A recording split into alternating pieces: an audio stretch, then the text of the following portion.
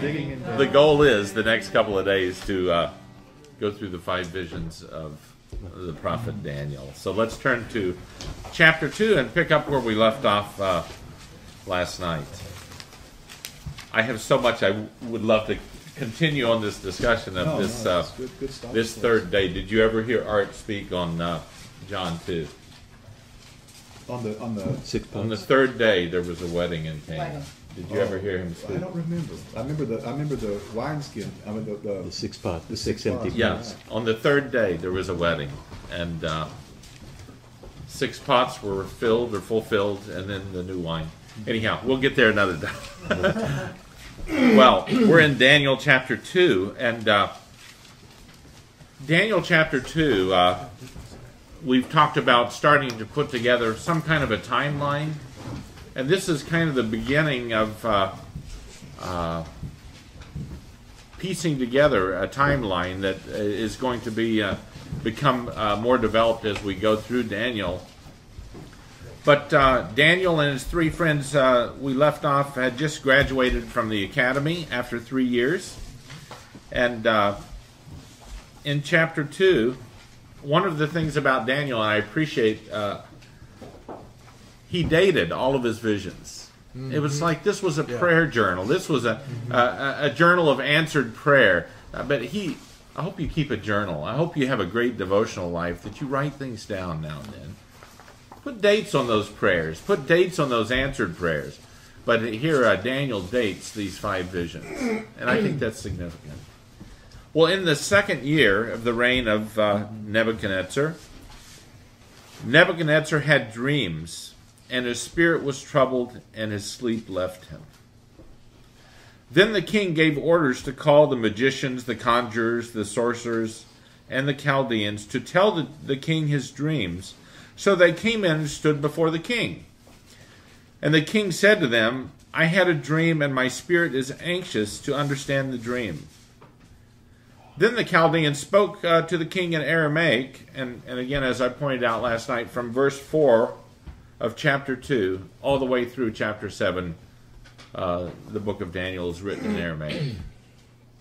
Chapter 1 up to this verse is in Hebrew, and the chapters 8 through 12 are in Hebrew. The Chaldeans spoke to the king in Aramaic, O king, live forever. Tell the dream to your servants, and we will declare the interpretation. The king answered and said to the Chaldeans, the command from me is firm. If you do not make known to me the dream and its interpretation, you will be torn limb from limb, and your houses will be made into a rubbish heap. I think some translations say dunghill. So not only had he forgotten the dream, but he now expected them to tell him the dream and the interpretation. So these guys said, tell us the dream, we can interpret this for you. But now the command goes forth. It's firm. If you do not make known to me the dream and its interpretation, you will be torn limb from limb, and your houses will be made into a rubbish heap.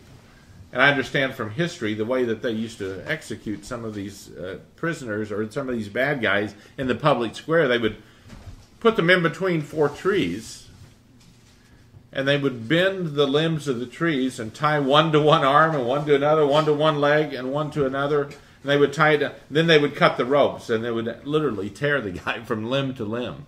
So this is actually happened back in those days. So he's not in a very good mood here, Nebuchadnezzar. But if you declare the dream and its interpretation, you will receive from me gifts and a reward and great honor. Therefore declare to me the dream and its interpretation. They answered a second time and said, let the king tell the dream to his servants, and we will declare the interpretation. Tell us your dream, king. The king answered and said, I know for certain that you are bargaining for time, inasmuch as you have seen that the command from me is firm, that if you do not make the dream known to me, there is only one decree for you. For you have agreed together to speak lying and corrupt words before me until the situation is changed. Therefore tell me the dream, that I may know the interpretation, that you can declare to me its interpretation. So he's almost asking the impossible. But the Chaldeans answered the king and said, there is not a man on earth who could declare the matter for the king, inasmuch as no king or ruler has ever asked anything of any magician, conjurer, or Chaldean. There is not a man on earth that can do this. Well, he hadn't met Daniel yet. Well, moreover, the thing which the king demands is difficult, and there is no one else who could declare it to the king except God's, whose dwelling place is not with mortal flesh. Because of this, the king became indignant and was very furious and gave orders to destroy all the wise men of Babylon. So the decree went forth that the wise men should be slain, and they looked for Daniel and his friends to kill them. So the decree went forth, kill these guys. Well, they looked for Daniel and his friends to kill them. Then Daniel replied with discretion and discernment to Arioch. And here we see the wisdom of Daniel coming forth. He had an exceptional spirit, the scripture says.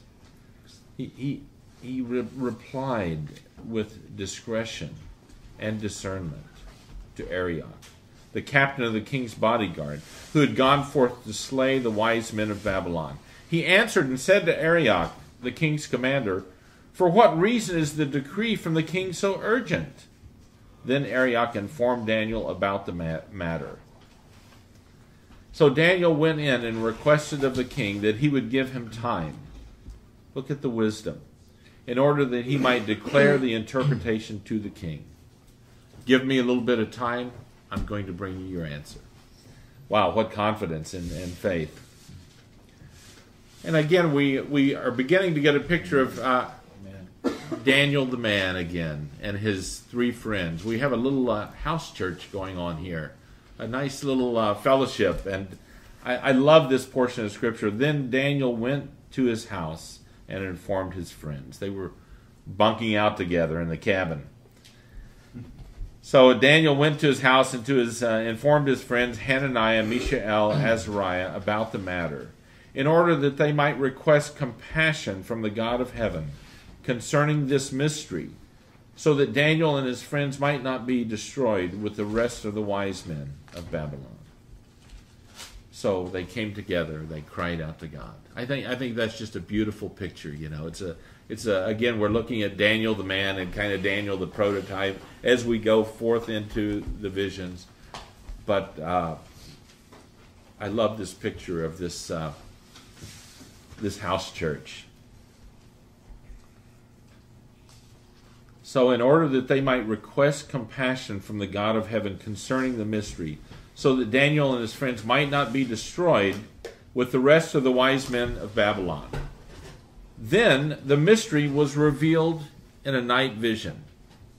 Then Daniel blessed the God of heaven. So God came with the answer. They sought him, and God was pleased to give the answer.